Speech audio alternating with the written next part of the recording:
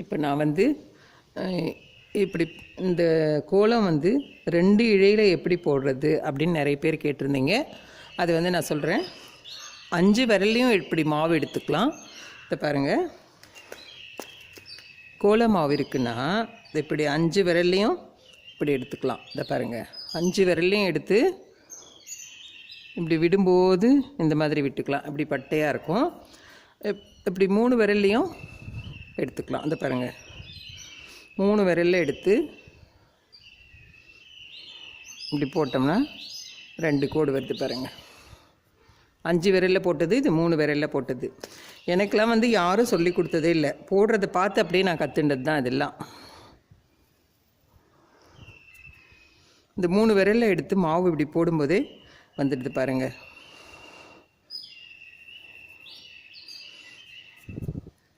இந்த இடத்துல மாவு விடக்கூடாது. 3 விரல்னால் இந்த சந்திலையும் விடணும். இந்த பாருங்கள், இப்படி வச்சுண்டு இதில் இந்த சந்தில் விழும் மாவு, இந்த சைடு விழும் மாவு. இதை பாருங்கள், இப்படி வச்சு இப்படி போடுறது தான் 3 விரலில் போடுறது தான் எனக்கு கூட டபுள் கோடு வரும். இப்படி 5 விரலில் போடுறது வந்து கொஞ்சம் சிறுசாக வரும். இந்த பாருங்கள், கொஞ்சம் சிறுசாக வருது. இதுவே நம்ம இந்த 3 விரலில் டபுள் கோட் போடணும் இல்லைங்களா? இது வந்து சிறுசாக வேணும் அப்படின்னு சொன்னால் இப்படி ஓரமாக கூட இப்படி போட்டுக்கலாம். நம்ம இப்படி டபுளாக இப்படி போட்டுனே வரோம்னா கூட இதை பாருங்கள், இப்படி டபுளாக போடுறோம். பட் அப்படி இருந்து போடுறதுனால கையை இப்படி வச்சு கூட இப்படி போடலாம். இது ரொம்ப ஈஸி. எந்த சைடு வேணாலும் நம்ம கையை திருப்பி வச்சு போடலாம். டபுள் கோடு போட்டால் ரொம்ப அழகாக தான் இருக்கும். அதனால் இந்த மாதிரி டபுள் கோடு போட்டுக்கலாம். மோஸ்ட்லி கோலம் போட்டாலே 2 இழை வர்ற மாதிரி தான் வாசப்படியிலலாம் போடணும்னு சொல்லுவாங்க. அந்த காலத்துலலாம் கோலம் போட்டுடுறோம், படிலாம் இருக்கும் இல்லைங்களா, வாசப்படியிலலாம் போடுறதுக்கு 2 இழையில் பக்கத்தில் போட்டுனே இருப்பாங்க. நம்ம இப்படி சிறுசாக போடுறதா இருந்தாலும் இந்த மாதிரி 2 இதில் வச்சுக்கோங்க. இப்படி வச்சு கொஞ்சம் முன்னாடி நவுத்திக்கலாம்.